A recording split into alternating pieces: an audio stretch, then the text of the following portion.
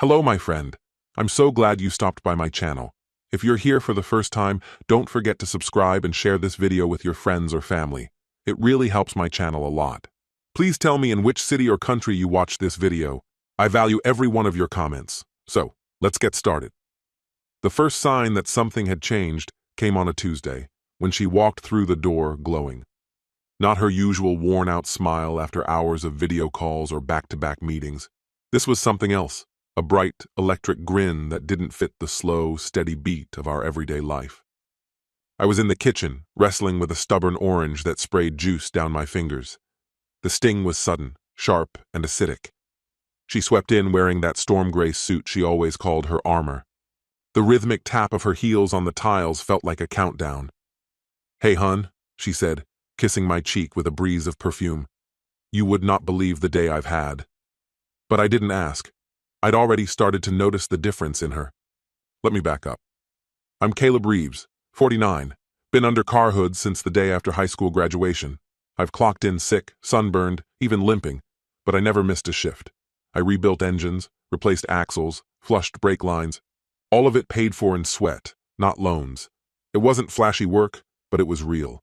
So was she, Marla, my high school sweetheart. The girl who married me at 19 wearing sweatpants and a hoodie from her community college. She chased a business career while I punched the clock at the shop. She told me we were going to build an empire. I thought that meant a home full of love, kids, and the kind of peace where you don't flinch opening the mailbox. But Marla dreamed bigger. I picked up overtime to fuel her vision, paid her tuition, then her MBA, packed school lunches when she was buried in deadlines, drove her to interviews in a rusted-out Chevy that wheezed through the winters. I was exhausted but proud. Eventually, she landed a role at Argent Core Strategies, big firm, big perks, international trips. She took off like a rocket. I stayed grounded, boots on concrete, back aching, doing whatever I had to so we could keep the fridge full. We never moved. Same house for 27 years, same bed every night, same quiet mornings with shared coffee. I didn't think anything was wrong, until I saw that envelope. It wasn't even hidden. Just sitting there in her laptop bag when she asked me to grab her charger. I shouldn't have opened it. I know that. But the pharmacy name caught me. It wasn't one I recognized. Inside was a strip of 10 white tablets in a blister pack. The label read, "Take one immediately. Repeat in 12 hours if needed. Emergency use only."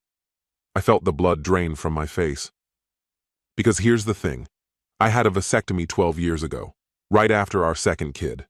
It was a mutual decision. No more children. So why was she carrying emergency contraception? I slid the envelope back in like I'd never seen it. Pretended. But that night, I didn't sleep. My brain refused to let it rest.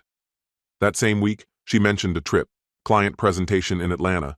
She was flying out Wednesday, back Friday. Told me she'd be completely unavailable. No texts, no calls. Said the schedule would be brutal. But the prep didn't feel like stress. It felt calculated. She triple-checked outfits, spent too long on her makeup, packed a perfume bottle she hadn't touched in ages. And lingerie, the kind she hadn't worn since our 20s, found its way into the suitcase. I didn't say a word. Helped her close the zipper, kissed her goodbye, told her I believed in her. Then I got in my truck and followed her. Not to accuse. Not to catch her. I just needed the truth. The man who stood by her through sleepless baby nights, who cleaned up sick at 3 a.m., who sold the last thing he loved, his Harley, so she could finish school. That man deserved to know what she'd become. I drove the 250 miles to Atlanta, slept in my cab, ate vending machine dinners, watched from a distance. On the second evening, I saw them. She walked beside a tall man in a navy suit. His hand brushed the small of her back like it belonged there. They laughed, whispered. He kissed her shoulder like it was routine. She leaned into him like she'd done it 1,000 times. I didn't confront her. Not yet. Instead, while she was out, I let myself into her hotel room and took everything. Her laptop, USB drives, meeting prep, the file folders with charts and notes. Everything she needed for that pitch. And I left 2 things. A note. I know. And my wedding ring. The next morning, she called me. Her voice cracked. "Caleb, what did you do?" By then, I was already halfway home, maybe more, my truck humming beneath me like nothing had changed. I didn't answer right away. Just kept my eyes on the road, fingers locked around the steering wheel. "You took everything," she said, her voice ragged. "My laptop, the notes. Caleb, that pitch was everything." "It's gone," I said.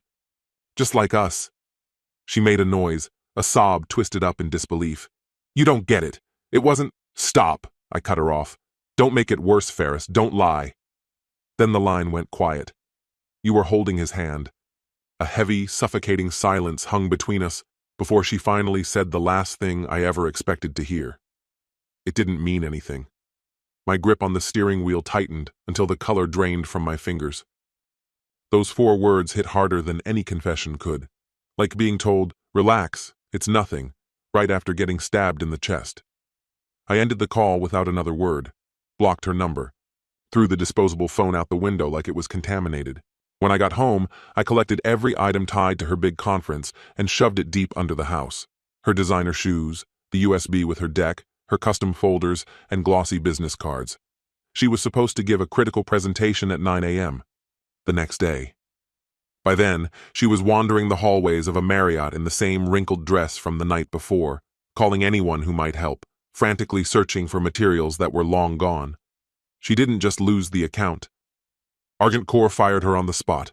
No severance, no warning, lying to a major client and misplacing proprietary files. Doesn't matter how impressive your CV is, you're out. I thought I'd feel triumphant, but all I felt was silence. The rumors spread like wildfire. Whispers about her and Silas Carrington, the influential director of Midtown Urban Affairs, married and deeply embedded in city politics, echoed through every office. People talked about secret rendezvous, wine bottles left out, and late-night strategy meetings. His wife filed for divorce. His political allies quietly erased him from their future plans. And Marla? She disappeared. Her LinkedIn, gone. All her socials deleted. She missed Sophie's birthday. Ethan sent a long, heartfelt email that was never answered. No one heard from her again. A few weeks later, the house felt like a ghost shell. I came home one evening to find her half of the closet completely empty and a note stuck to the refrigerator. "I'm sorry." I didn't respond. I ended up renting out the upstairs to a quiet couple and moved into the guest suite behind the main house. Life settled into an eerie stillness. The only noises were the low hum of the fridge and the occasional clink of tools in the garage. Then came the moment that shattered everything. 5 years later. It was a Friday. I had just finished tuning up a '96 Mustang when I heard a knock on the garage door. 2 people stood outside, mid-40s, dressed like they belonged at a charity brunch, not in an oily auto shop. "Are you Caleb Reeves?" the man asked. "Depends," I replied. "Who's asking?" "My name is Dominic Ferris. This is my wife, Julia. 4 years ago, we adopted a little girl, Eliza." I looked at them, confused. "Congratulations," I said. He didn't smile. "She has leukemia," he said. "We're trying to find a bone marrow match." "I'm really sorry to hear that," I said sincerely. "But what's that got to do with me?" They exchanged a loaded glance. Julia stepped forward, holding out an envelope. "Your name is on her birth certificate," she said, barely above a whisper. I froze. "That's not possible." "She's Marla's child," Julia explained gently. "She placed her for adoption 6 months after your separation. The agency didn't have much info, just your name listed as the father." "I had a vasectomy more than 10 years ago," I replied flatly. "She's not mine." "But maybe you know who is," Julia said softly. And I did. How could I forget Silas Carrington? The smug, tailored politician who wined and dined my wife in hotel lounges with empty promises and expensive charm. The man who helped torch my entire life. I turned to face the Ferris. "I'll do whatever I can to help Eliza," I said calmly. "But you need to listen closely." They nodded. "His name is Silas Carrington. He has money, influence, and knows how to play dirty. But he's the biological father. And if he won't do the right thing, make him." Carrington's face was plastered all over the city, on billboards, campaign flyers, and buses. He'd traded his public sector role for a Senate bid. To the world, he was flawless. Trimmed beard, bespoke suits, and a polished smile. But I knew better. And now, so did the Ferris. They acted quickly, hired legal counsel, filed paternity paperwork using the birth certificate Marla had left behind. Carrington denied it all, threatened legal action. His lawyers flooded them with cease and desist letters padded with enough legal jargon and dollar signs to scare most people into silence. But the Ferris didn't flinch. Their daughter's life mattered more than Carrington's spotless image. I stayed out of it, let the storm build. Made a few anonymous calls, to a Philly journalist who once needed help with a dead car battery, to a nurse who recalled Marla behaving oddly during prenatal visits. Then one night, Julia called me. Her voice was shaky, full of disbelief. "He caved," she whispered. That was me. She gave the smallest nod. "Engines are the coolest," she said. "One day, I want to make one." The way Julia smiled said more than words ever could. From the moment she spotted that old, rust-covered motorcycle by the hospital entrance, her fascination with machines hadn't let up. Eliza got to her feet and made her way over. Her tiny hand wrapped around mine like it was the most natural thing in the world. "Want to see my fort?" she asked. I couldn't answer right away. My throat closed up. But eventually, I gave a quiet nod. We spent the whole afternoon together, talking about cartoons, jelly bean flavors, and how she thought clouds were just pieces of sky cotton drifting by. I didn't bring up her mom. I didn't say a word about Silas. But right before I left, she did. "My mommy's not coming back, is she?" she asked, her voice barely above a whisper. I crouched down beside her. "No," I said softly. "She's not. Do you miss her?" That question hit like a hammer. "Yeah," I whispered back. She tilted her head, eyes steady, voice calm. "I think she misses you too, wherever she is." That nearly broke me. Kids don't mean to cut deep, but sometimes they find the softest spot without even trying. After that day, I started visiting every few weeks. We built tiny cars from kits. I taught her how to change the oil on an old push mower, and slowly, the resentment I'd carried started to loosen its grip. Silas Carrington had faded from public view. Last I'd heard, he was holed up in Vermont, trying to reinvent himself as some kind of consultant. I stopped thinking about him. He no longer haunted my thoughts. I ended up selling Marla Sloan to a young couple just getting their start. I gave them a fair price, told them to fill the place with joy, and never waste a moment on bitterness. Rachel and I stayed close, but nothing more. Some people aren't meant to walk the whole road with you, just a stretch. That's enough. One evening, as I sat at Sophie's kitchen table with her sons tumbling over me, she asked, "Do you ever wish you'd signed the papers?" I looked at my hands for a while. "Not anymore," I said. "I used to think closure came in a document. Turns out it's just surviving and choosing to keep going." About a month later, I was locking up the garage when a sleek black car pulled into the lot. Dominic got out, his eyes alive with light. "She's officially in remission," he said, beaming. "Doctors say the transplant worked." I smiled, genuinely. But there was more. "She wants to call you Grandpa." The first time Eliza actually said it, I had to excuse myself to the bathroom. I didn't want her to see me cry. It was a Tuesday, warm and full of sunlight, the kind of day you never expect to remember forever. But I always will. She was on the porch, coloring with her legs swinging, her hair a messy knot. I handed her a glass of lemonade. She looked up, smiling softly.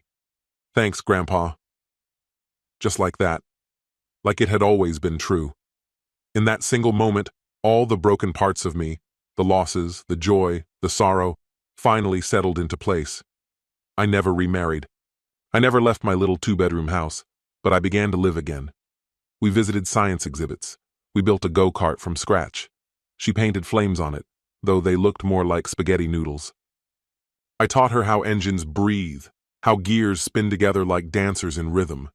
She told her teachers I fixed broken things, and maybe that's all I was ever good at, not just engines. People too. One evening, long after everything had changed, Sophie handed me a box she'd found tucked away in storage. "It says for Mom on the label," she said, "but I think she meant it for you." I opened it alone. Inside were dozens of old photos, frozen pieces of a life I'd nearly let slip away. Us at the beach, me holding baby Sophie, Marla dozing on the couch with our boy asleep on her chest. At the very bottom, a crumpled napkin. Her handwriting read, "We'll build an empire together." There was a flash drive too. When I plugged it in, a video played. She must have recorded it just after everything came apart, before I knew the truth. She looked exhausted, but honest. "If you're seeing this and I'm not around," she began, "I want you to know. I remember everything. The terrible coffee, the road trips, that time you fixed my radio so I could fall asleep to Sinatra. You gave up your dreams for mine. That sacrifice, that love, it's what everything I ever built was standing on. I know I broke it. I did. But you were always my home, Caleb, even when I didn't deserve you." I sat in the dark for a long time after that. The pain had faded, but its echo still lingered. Eliza grew up into a force of nature, bright, inquisitive. She built her own computer before she turned 12, got straight A's. At her high school graduation, I stood in the front row, my chest tight as she gave her valedictorian speech. She didn't say my name. She didn't need to. Sometimes the people who save us aren't the ones who brought us into the world. They're the ones who stay, the ones who show up again and again, with their toolbox in one hand and quiet wisdom in the other. I'm 63 now, still fixing engines, still sipping black coffee on my porch every morning. Eliza visits often. She's in college, studying mechanical engineering. She wants to build prosthetics for kids whose families can't afford them. She says I'm her role model. But the truth? I'm just a man who was broken once. And instead of staying broken, I rebuilt. That's how a forgotten mechanic, betrayed and left behind, found his way back. Not through revenge, not through rage, but through the love of a little girl who was never supposed to exist, and somehow became the one who brought me home. This story has come to an end. What's your opinion? Share it in the comments, my friend. And if you like this story, check out other exciting videos on my channel. I'll say goodbye until the next video. See you.